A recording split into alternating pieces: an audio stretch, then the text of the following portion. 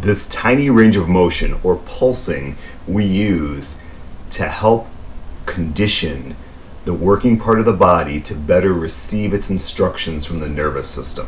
Notice there's no up or down or circular motion. The arm stays level, as if it's sliding across a tabletop. Notice also that there's no rotation or flexion of the torso. The only joint that's working is the shoulder.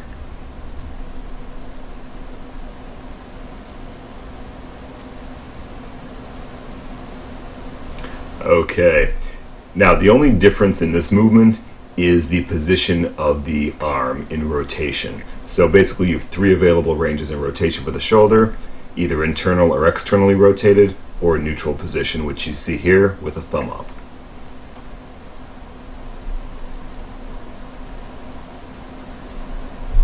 And a third of our horizontal adduction positions here, or moving the arm in towards the middle of your body, is with the palm up, putting the shoulder in an external rotation. Again, notice the form here as if you're sliding your arm across a level surface like a tabletop.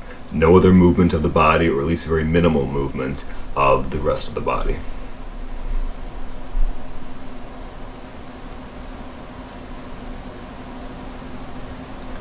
Note the elbow position throughout these different ranges of motion as well. The elbow, unless otherwise noted, is locked. It's straight. And some of these movements, especially this one, the tendency to flex or bend the elbow, comes into play.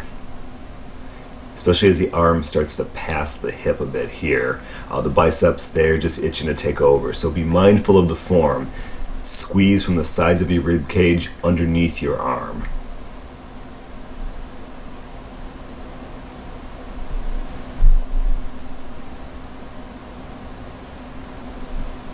Okay, and the opposite of adduction, our first three movements, is abduction, moving the arm away from the middle of the body.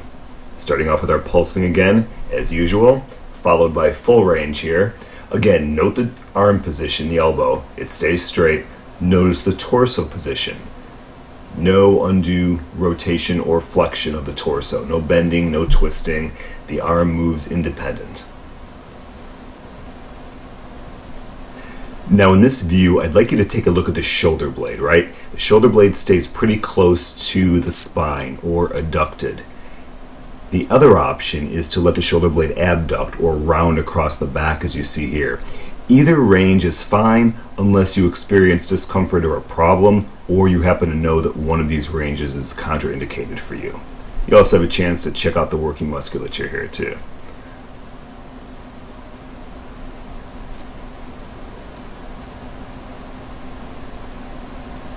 So the next position here is with the thumb up in our neutral position. The rest of the mechanics are identical. You're still abducting, moving the arm away from the center of the body. Elbow stays straight. And again, here we're seeing a large movement or abduction of the shoulder blade as it goes around the back.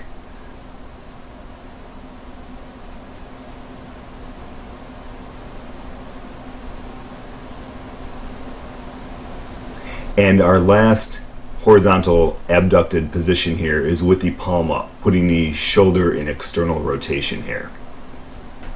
And again, go back through the mechanics, check out the elbow position, torso position, no flexion or rotation or bending of the torso, elbow stays straightened.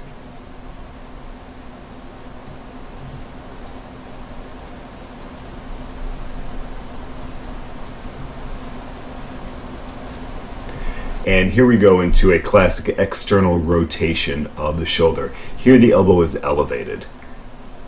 And we're using the hand here to help stabilize the arm, because the arm's going to want to move out or abduct and push the whole arm out. So we want to think about that hand as being a tabletop or a surface to support the arm, so you can better coordinate and isolate the range of motion.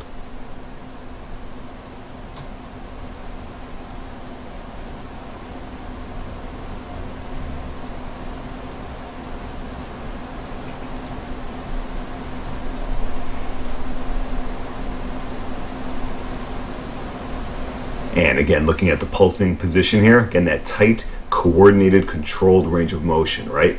so the working part of the body can receive the instructions from the nervous system. And this one in particular is one where a lot of athletes want to rotate out of this position and kind of turn their bodies with the arm. So this is another one where you have to squeeze and tense your body, keep it rigid, so we isolate the range of motion of just raising the arm up to a classically abducted position.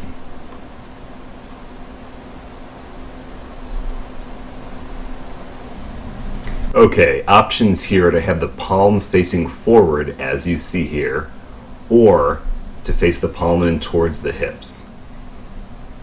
And once you get adjusted, the mechanics will be the same. You start off with that pulsing range of motion. Remember, we use this to help the working tissue to receive its instructions from the nervous system. And once that's set, we have a better cleared path for the full range of motion. And working muscles you see here will include deltoid anterior as well as pectoralis. Now, take note of the elbow position. This is another position where the biceps are going to want to help out. Don't let them. Keep that elbow straight. And notice the hand on the non-working arm. The right hand is anchored to the hips. Just helps to stabilize the body, cue the body to maintain its rigid position so there's no rotation or flexion of the torso.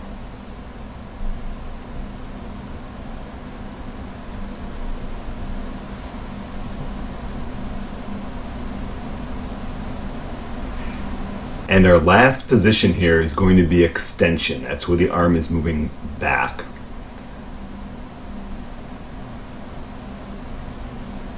And this is just the opposite of the flexion shoulder position here.